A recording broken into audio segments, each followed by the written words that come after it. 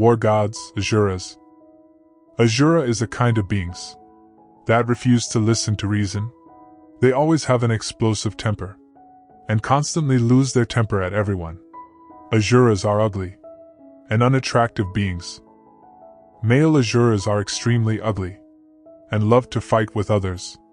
Female Asuras are extremely beautiful, but they love to wage mental wars causing jealousy, obstructiveness, afflictions and ignorance. Although the Asuras are an individual, dharma realm by themselves, no matter what destiny it is, if there are aggressive fighters with explosive tempers who like to command others around, but do not like to be commanded by others, who like to supervise others, but do not like to be supervised. These are manifestations of Asuras. Asura is a Sanskrit term for demigod. These beings are sometimes considered to be the evil spirits. They are the opponents of the gods Deva, with whom, especially Indra, they wage constant war, primarily motivated by intense envy for the superior blessings of gods. This is one of the 6 destinies, Gadi, of sentient beings, the others being gods, humans, animals, hungry ghosts, and hell beings. An inveterately angry person, subject to frequent outbursts of anger. A devil, unruly being, who is fond of, love to, fighting by nature. The word Asura means ugly, or ungodly.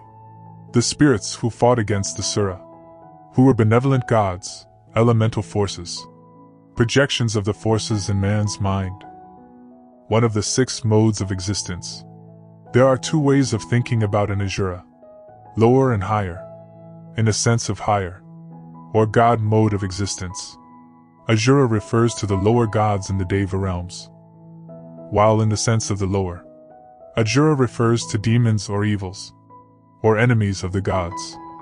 Asura is a kind of beings, having functions both good and evil, both Deva and demon, spirits or even the gods, enemies of Indra. Besides, Asura is an inveterately angry person, subject to frequent outbursts of anger. A devil, unruly being, who is fond of, love to, fighting by nature. Asuras may live in the heavens, among people, in the animal realms or as ghosts. One of the 10 beings living in the different states of existence. There is another kind of Asuras, which are distinguished from the Asuras that combat the gods of the Trayastrimsa heaven, who are included among the Tavatimsa gods. Asuras also have realms, rulers and palaces, as have the Devas. But they are not Devas, for their forms are very ugly, according to Professor Suthil, in the Dictionary of Chinese English Buddhist Terms, and according to the Surangama Sutra, Book 9. There are 4 kinds of Asura. 1. Egg-born Asuras or ghosts, who are in the path of ghosts, and who use their strength to protect the Dharma, and who can ride their spiritual penetrations to enter into emptiness, are Asuras born from eggs. They belong to the destiny of ghosts. 2. Womb-born Asuras are those who have fallen in virtue and have been dismissed from the heavens, dwell in places near the sun and moon. They are Asuras born from wombs and belong to the destiny of humans. 3. Transformation-born Asuras are Asura kings, who uphold the world with a penetrating power and fearlessness. They fight for position with the Brahma Lord, the god Sakra, and the 4 heavenly kings. These Asuras come into being by transformation and belong to the destiny of gods. 4. Water-born Asura is another, baser category of Asura. They have thoughts of the great seas and live submerged in underwater caves. During the day they roam in emptiness. At night they return to their watery realm.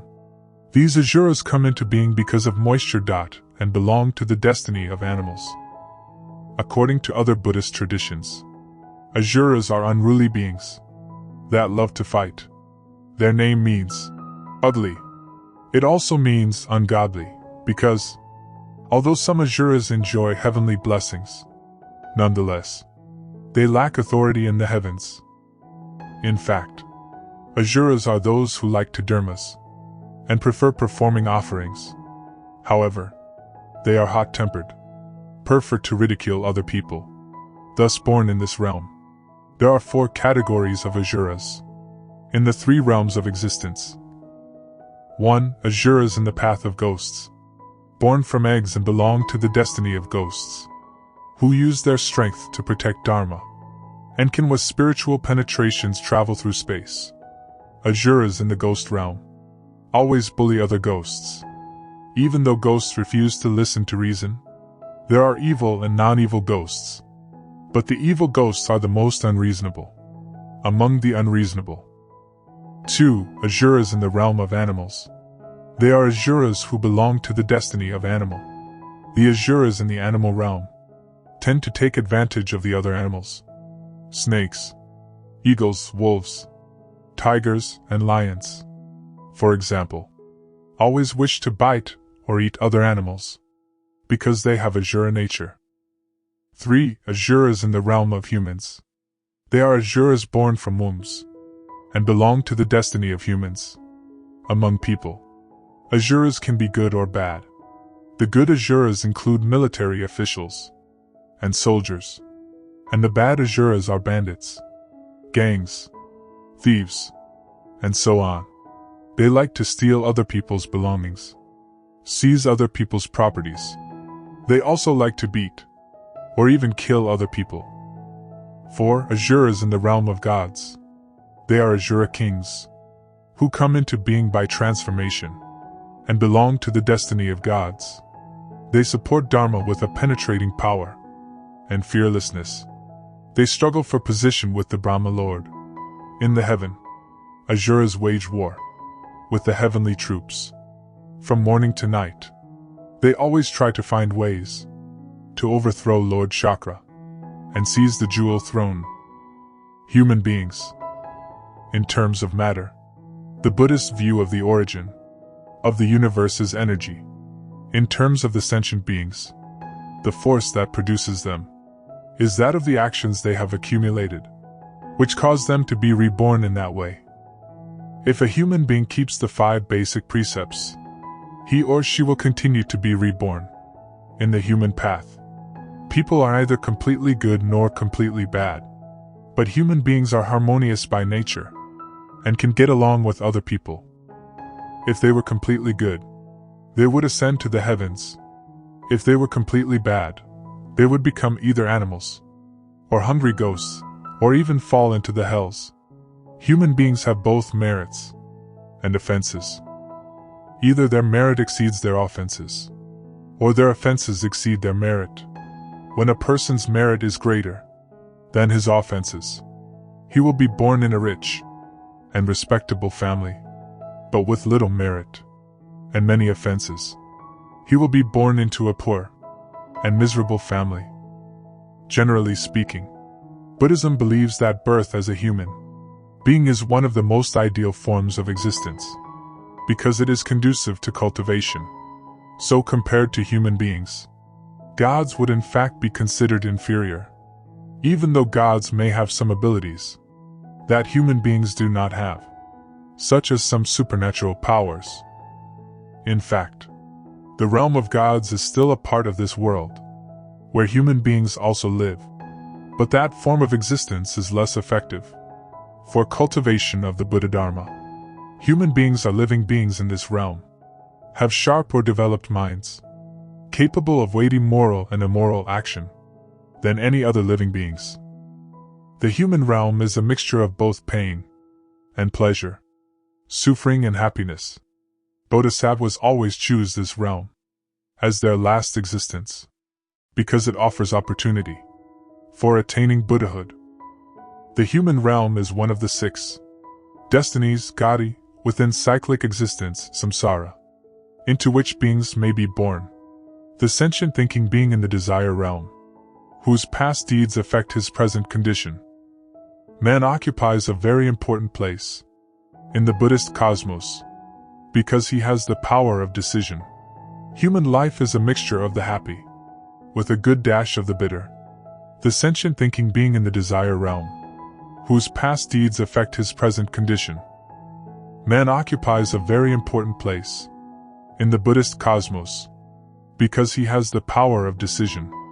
Human life is a mixture of the happy with a good dash of the bitter. According to the Buddha, a man can decide to devote himself to selfish, unskillful ends, a mere existence, or to give purpose to his life by the practice of skillful deeds, which will make others and himself happy.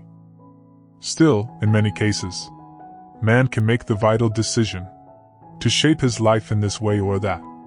A man can think about the way, and it was to man that the Buddha gave most of his important teachings, for men could understand, practice, and realize the way. Still, in many cases, man can make the vital decision to shape his life in this way or that. A man can think about the way, and it was to man that the Buddha gave most of his important teachings, for men could understand, practice, and realize the way.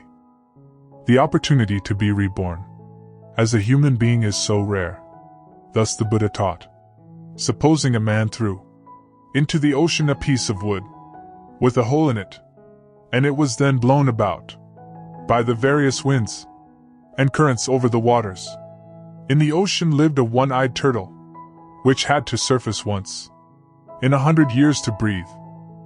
Even in one great aeon, it would be most unlikely in surfacing to put its head into the hole in that piece of wood.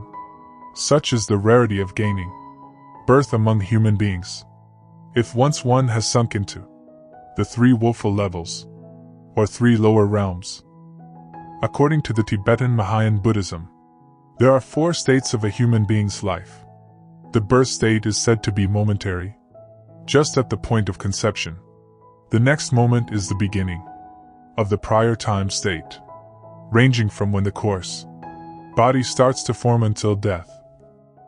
Then during the death state, even though it is taking place within the old body, the relationship of support and supporter of consciousness abiding in the body has been severed. At the point of death, the relationship of consciousness, supported by a physical base, takes place only on the subtlest level. At this point, individual consciousness is conjoined with the subtlest inner energy, or air. For one who is going to pass through the intermediate states, as soon as the death state stops, the intermediate state begins. In the intermediate states, although one does not have a gross physical body, one does have a form achieved through the inattraction of inner air and consciousness. It is grosser than the most subtle body, but more subtle than the usual physical one we see. It will have the shape of the being which one will be reborn.